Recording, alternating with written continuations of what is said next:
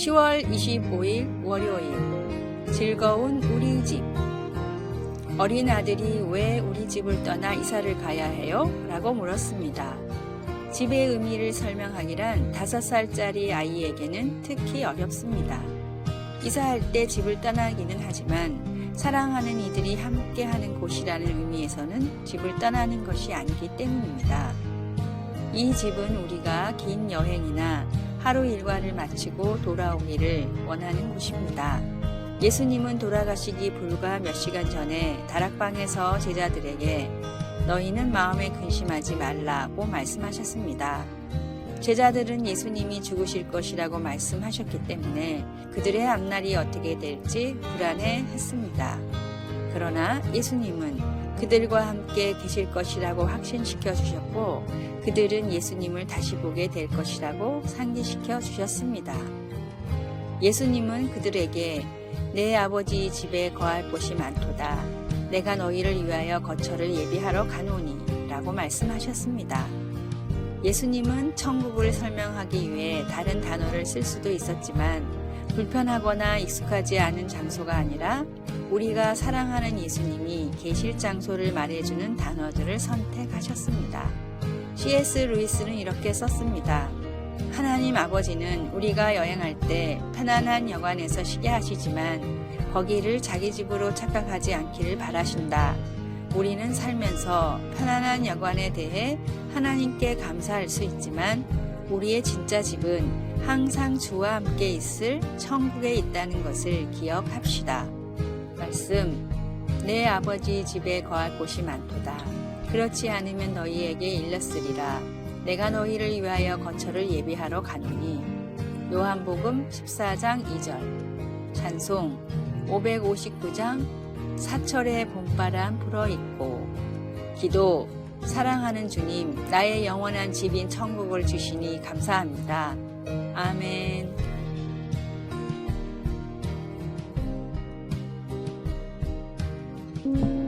10월 26일 화요일 이해하면 성장한다. 러시아의 한 시골에서 폭력적인 아버지와 무관심한 어머니께서 자라는 안톤이라는 소년이 있었습니다. 왜 자기 삶은 이렇게 불행한지 이해할 수 없었던 안톤이었지만 성인이 되자 주어진 현실을 어떻게든 바꿔보자는 생각이 들었습니다. 안톤이 가장 먼저 했던 일은 상대방을 무조건 이해하는 것이었습니다. 아버지의 폭력, 어머니의 무관심, 술과 도박에 빠진 형제들부터 매일 마주치는 거리의 불황자까지도 저마다 안타까운 사정이 있을 것이라 생각하자 상대방이 측은하게 여겨지며 한 걸음 더 나아가 진심으로 도울 수도 있게 됐습니다. 안톤의 노력으로 가족들은 가난과 중독을 물리치고 건강한 삶을 살게 됐고 안톤도 사람들을 이해하려고 노력했던 상상력을 토대로 글을 쓰며 유명한 작가로 이름을 알렸습니다. 당대 최고의 인기 작가가 된 안톤을 시기하는 사람들도 많았지만 그마저도 안톤은 저마다 사정이 있을 것이라 생각하며 단 한 번도 대립하지 않았습니다. 결국 안톤의 의연한 모습에 대중은 물론 평론가, 시기하던 작가들까지 감화가 됐고 그의 작품을 인정했습니다. 러시아의 대문호 안톤 체호프를 만든 것은 이해와 진실된 노력이었습니다. 내 기준에서 벗어나지 못하는 사람은 상대방을 진실로 이해할 수도 사랑할 수도 없습니다. 예수님처럼 내가 아닌 상대방의 눈높이에서 이해하며 다가가고자 노력하십시오. 오늘의 말씀, 그러므로 무엇이든지 남에게 대접을 받고자 하는 대로 너희도 남을 대접하라. 이것이 율법이요 선지자니라. 마태복음 7장 12절. 오늘의 찬송 199장 나의 사랑하는 책. 오늘의 만나, 나보다 더 나를 아시는 주님을 통해 상대방을 이해하게 하소서.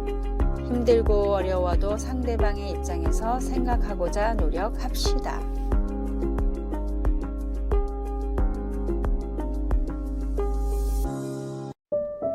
10월 27일 수요일 설령.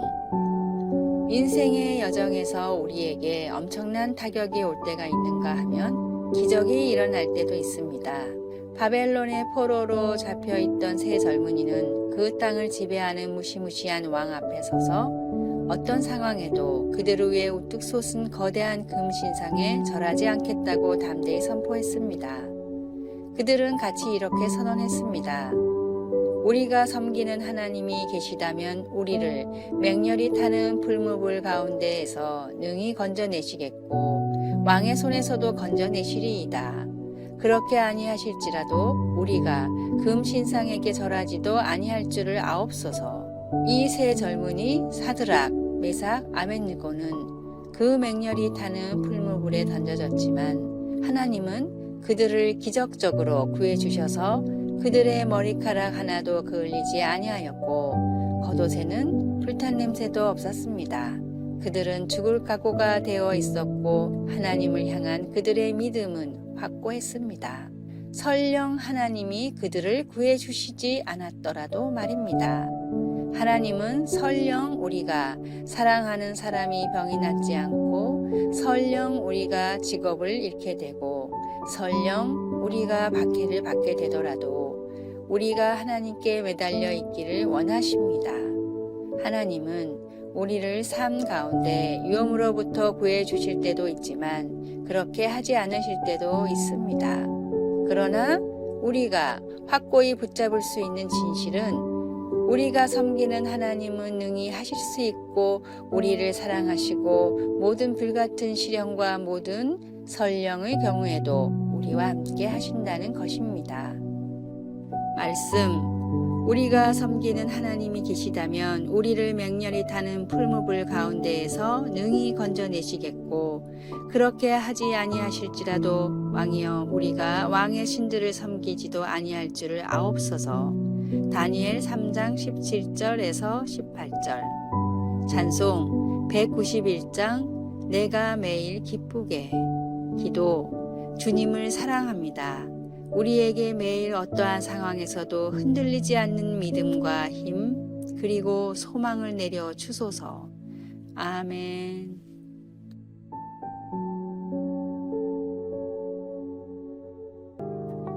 (10월 28일) 목요일. 마음을 더럽히는 숫. 유독 말썽을 부리는 딸 때문에 마음고생을 하던 어머니가 있었습니다. 아버지는 청빈한 목사님인데다가 자녀가 8명이나 됐기 때문에 생활이 어려울 수밖에 없었습니다. 딸은 가난에 대한 불만을 나쁜 친구들과 불법을 저지르며 풀었습니다. 딸을 그냥 두고 볼 수 없었던 어머니는 하루는 숯을 잔뜩 가져와 딸 앞에 내어놓으며 말했습니다. 이미 식어서 차가워진 숯이란다. 한번 가슴에 품어보겠니? 그게 무슨 말이에요. 뜨겁진 않아도 옷이 더러워지잖아요. 어머니는 딸을 꼭 안으며 말했습니다. 뜨겁지는 않지만 몸을 더럽히는 숯처럼 나쁜 행실도 겉으론 드러나지 않지만 우리의 마음을 더럽힌단다. 이 말을 들은 딸은 어머니의 심정을 이해하고 다시는 나쁜 일을 저지르지 않고 하나님 안에서 사명을 다하며 살았습니다. 감리교회 창시자 요한 웨슬리를 키워내고 8명의 자녀를 바르게 키워 영국에서 훌륭한 어머니의 귀감으로 여기는 수잔 웨슬리의 일화입니다. 겉으로 드러나지 않아도 말로 행동으로 하나님과 멀어지고 다른 사람을 상처 주고 있지는 않습니까? 보이지 않는 내면에도 하나님의 말씀과 사랑이 가득할 수 있도록 말씀을 채워놓고 기도로 구하십시오. 오늘의 말씀, 인자와 진리로 인하여 죄악이 속하게 되고 여호와를 경외함으로 인하여 악에서 떠나게 되느니라. 잠언 16장 6절. 오늘의 찬송 250장 구주의 십자가 보혈로. 오늘의 만나, 은연중에 사람들에게 상처 주는 죄를 짓지 않게 지켜주소서. 잘못한 사람에게 주님이 주시는 지혜로 말합시다.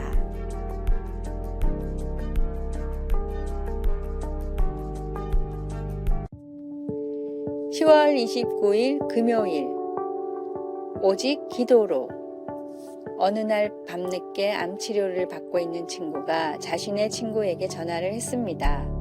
그녀가 눈물을 참지 못하고 흐느끼자 친구 또한 눈물이 쏟아져서 속으로 이렇게 기도했습니다. 어찌해야 하나요, 주님? 그녀의 울음소리는 마음을 짓눌렀습니다. 전화를 받은 친구는 그녀의 고통을 멈추게 할 수도 없었고 그 상황을 고칠 수도 없었고 힘을 줄 만한 적절한 말 한마디도 생각나지 않았습니다. 하지만 누가 그녀를 도울 수 있는지는 알았습니다. 두 친구는 함께 울며 더듬더듬 기도를 하다가 예수님, 예수님만 반복해서 속삭였습니다. 그녀의 울음이 훌쩍거림으로 가라앉으면서 마침내 숨소리가 조용해졌습니다. 그러다가 갑자기 친구 남편의 목소리가 들려 깜짝 놀랐습니다. 잠들었네요. 내일 다시 전화 드릴게요. 라고 그가 말했습니다. 친구는 전화를 끊고 베개에 얼굴을 파묻고 울며 기도했습니다. 마가는 사랑하는 아들을 돕고 싶어 했던 어떤 사람의 이야기를 들려줍니다. 아버지는 간절한 마음으로 고통 중에 있는 아들을 예수님께로 데리고 왔습니다. 그들의 상황이 불가능하다는 말만 되풀이하며 예수님께서 자신에게 믿음을 더해 주셔야 함을 깨닫고 있는 것으로 보아 그의 간청에는 의심이 섞여 있었던 것 같습니다. 예수님이 나서서 문제를 해결해 주셨을 때 그 아버지와 아들은 자유와 소망과 평안을 경험했습니다. 사랑하는 사람들이 고통받고 있을 때 적절한 조치와 완벽한 조언을 해주고 싶은 것은 당연한 일입니다. 하지만 우리를 진실로 도울 수 있는 유일한 분은 그리스도이십니다.